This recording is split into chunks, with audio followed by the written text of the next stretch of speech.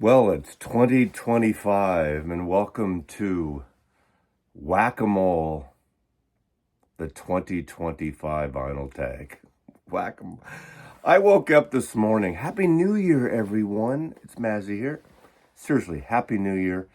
This is going to be a great year or the biggest shit show of a year in America. Thank you very much. I woke up, I flipped on my iPad, and I saw a shitload of vinyl tags. Now, the controversy, how do they say it in the UK? They say it, we Americans butchered it. We say controversy. They say controversy. Controversy. The controversy, I'm blowing that one, right? I'm starting out the gate. 2025, the future is now. But there's so many vinyl tags that blew up overnight. Now, I'm going to put 4 links below to the 4 2025 vinyl tags. The main, everyone's vinyl tag is the proper vinyl tag. So I'm not going to play favorites, although I didn't play favorites 3 or 4 weeks ago. I just responded to the first one that showed up, Pretty Green Vinyl. It seems like a lot of people responded to that, and they held it till midnight when the clock struck to 2025. And those videos, literally 20 I saw all night. Then there's from Newcastle, UK, David Atkinson. He's closer to my age-ish, maybe within the last 10 years. To me, that's close. He did the vinyl tag Redux. Okay, I'll put a link to his channel. I'm not going to respond to all these other vinyl tags. I decided it's just too much now, especially since they're all called 2025. And then there's the young lad who I met in Los Angeles, Fluffy. He just dropped his at midnight, West Coast time, and more questions. And you're free, and I like Fluffy, and I like you, Fluffy, but I'm not going to answer all these. It's too much, just too much. The cat is out of the bag. 100 people already jumped on the green vinyl tag. And then fourthly,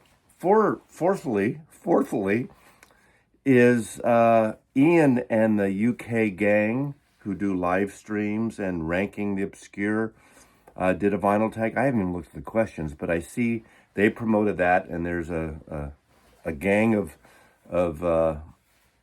Brits who are starting to jump on that one. And all the power to all the tags. To me, the audience will find their direction and decide which ones to do. Now, there are some vinyl tags I will do in the next week or so, and that is 6-inch John at a Birmingham. It's literally 5 in the morning here. I couldn't sleep, and all these tags woke me up. It's just the tags going through my head here. Did the soul and funk. God, I do want to do that one, so that one will happen. There's other ones. There's a CD tag. There's a punk tag coming. It's Tag City, baby. So I could just be doing tags every day, and that's all the content you'd get from me, and maybe you'd like that. So let me know what you think about that. But anyway, those 4 2024, everyone says official. I got mocked for putting the official when I responded, but it's a joke, trademark, right? But this is the official Whack-A-Mole tag, 2525 in the year 2525. Remember that song by Zedgar and Evans? We're getting there. 25, well, not in our lifetime, not 2025, but 2525. Too many 25s this year, right? So I'm going to pick 10 random records. This is a whack-a-mole, but I'm combining it. I'm doing the big fusing idioms, musical genres, vinyl records. This introduction is going to be longer than the actual tag. I'm going to randomly pull 10 records and make up questions on the spot that the record I pull answers. So 10 records, okay? Here we go. People always say I need to go down, so I'm going to go low here on the bottom shelf. 1, I'll take 2 on the bottom shelf here. Over here somewhere. 2.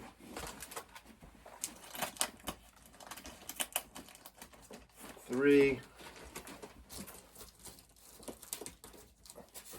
4. 5. 6. 7. Pull something over here. I can't. You don't know if I'm looking, but from the Jazzwell. 8. 9. And now. 10. Okay. I'm just grabbing a stool to put these on, so I'm not cheating. I present to you the Whack-A-Mole Vinyl Tag 2025.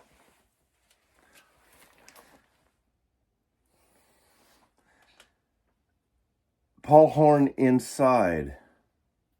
This is a 1960s ambient record. And the question is,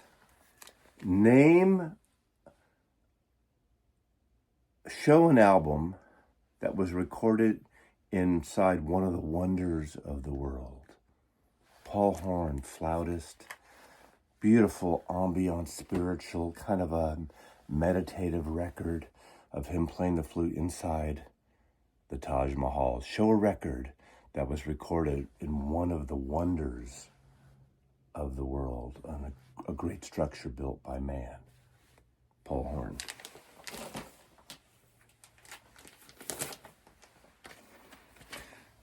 Solo Flight, The Genius of Charlie Christian. This is a 1970s comp on Columbia Records. Charlie Christian's a great guitar player.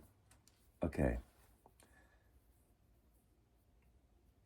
The question is, show one of the pioneers of the jazz guitar. Show an album of a pioneer of jazz guitar. Charlie Christian played with Benny Goodman, amongst others. Great guitar player. There's big band here. Swing a little bit too, that type of stuff. Wonderful. Great hat, Charlie Christian.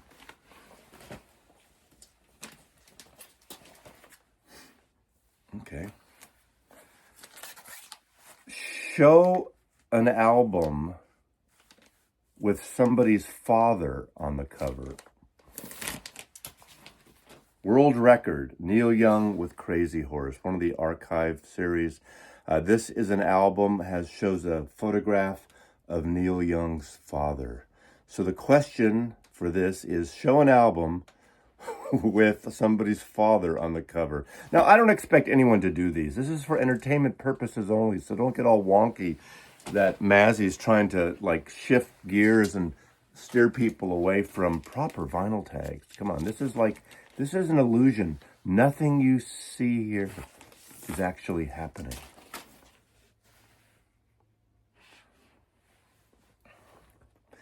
Show a psychedelic pop album from the 1980s. Show a psychedelic pop album from the 1980s. This 87 or so.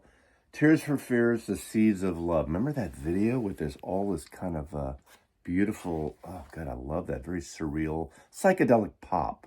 Show a psychedelic pop album from the 1980s. Tears for Fears, The Seeds of Love. Sowing in the seeds of love. Okay. Okay. The next is show a gospel-y R&B group. Show an early gospel-y electric R&B group. The Shepherds. The Shepherds. Gospel-y R&B, rhythm and blues. In a way, the masters of soul and harmony, beautiful vocals, pioneer. This is what, the 1950s, yeah. 1950s into the early 60s. They basically bridged the gap from corner doo-wop harmonies to R&B, to modern R&B music, the Shepherds. And this is a reissue. Solid Smoke, my friends back in the 1970s started Solid Smoke at the used record shop in the building that I managed, the Record Factory. And they put out this. They put out James Brown's reissue Live at Apollo. They put out Johnny Burnett reissue. They put out the Roy Loney and the Phantom Movers albums. So Solid Smoke Records, the Shepherds. Next is show a promo copy of an album. Show a promo copy of an album. This is Stampede by the Doobie Brothers, an original promo I got with Warner Brothers. I love these Warner Brothers labels. I don't believe these are white label. They're just the normal. Yeah, they're just the normal label. But it does say, if you look closely, it does say promotional, not for sale.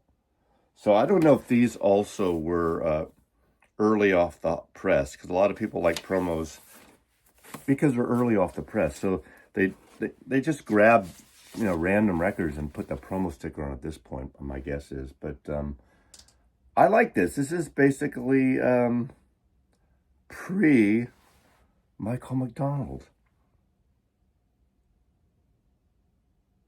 Take Me in Your Arms Again. Actually, it's kind of soulful, gospel-y rock and roll, that Take Me in Your Arms Again. What a great song.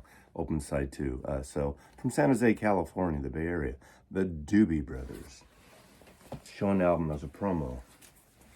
Now, show an album of your favorite guitar player in the world who really mixes up genres, who gets out of their normal style of music and bring some other elements. That's a long friggin' question.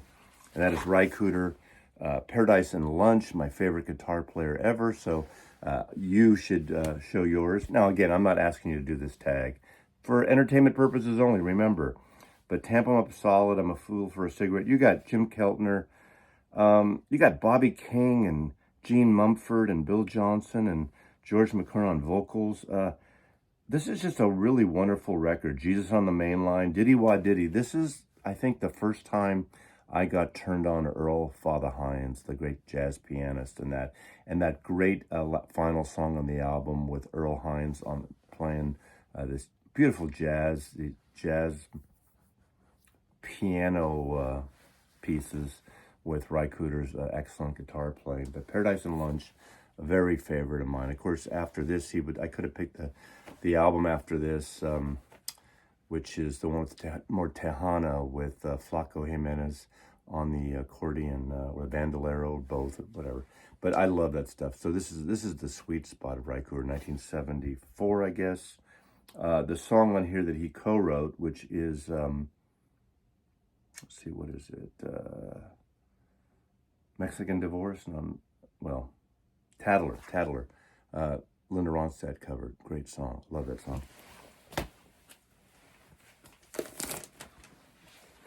The next question in the Whack-A-Mole 2025 vinyl tag is show a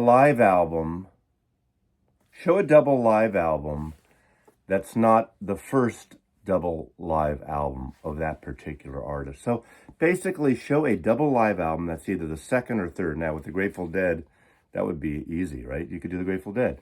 But this is Shadows and Light by Joni Mitchell. This one came out in 1980, so obviously she is going through her jazz period and everything. But on here, she's got the fabulous Jaco Pastorius and Pat Metheny on here. So she's really getting into the jazzy fusion folk thing she does beautifully. This is recorded in Santa Barbara and is a fabulous record. So the question is, show a double live album that's not the first double live album that artist has created. Joni Mitchell, 1980.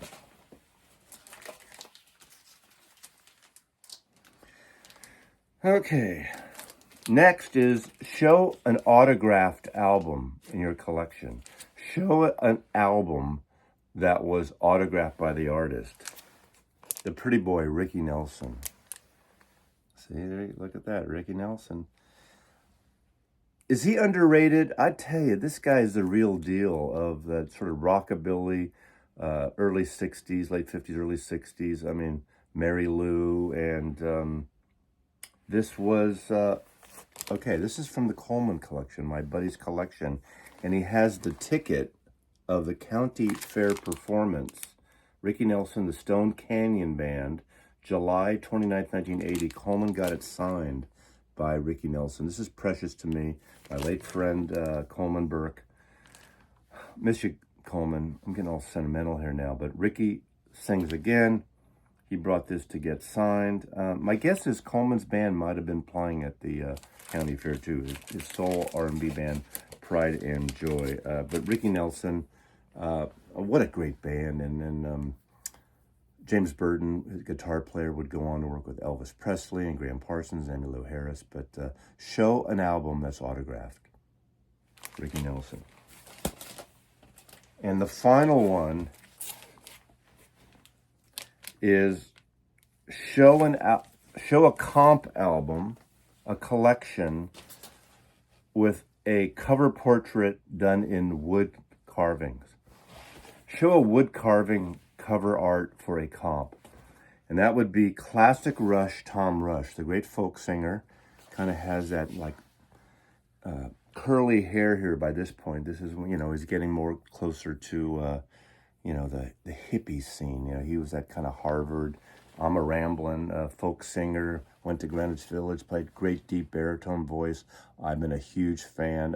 One of the songs that became huge in the UK by the Walker Brothers, No Regrets, was written by Tom Rush. Love this record. This is when he leaves, probably put out when he left Elektra Records and moved to Columbia Records. So this is the comp, but most of the time he looked like that. Looked sort of like very Harvard professorial. Hard to say that at 5:30 in the morning. So, what a beautiful cover. Show a comp with a woodcut carving record cover art. That's so specific, right? Anyway, I want to have some fun. That's the thing about doing these videos, is having fun. So, this is the official, and I can say official because I created the official Whack-A-Mole vinyl tag 2525. Thank you again. 4 links below to other official and non-official vinyl tags for 2025, and look forward to more records this year. Thank you for watching. I do appreciate it, seriously. You know, I got through this without saying wanker.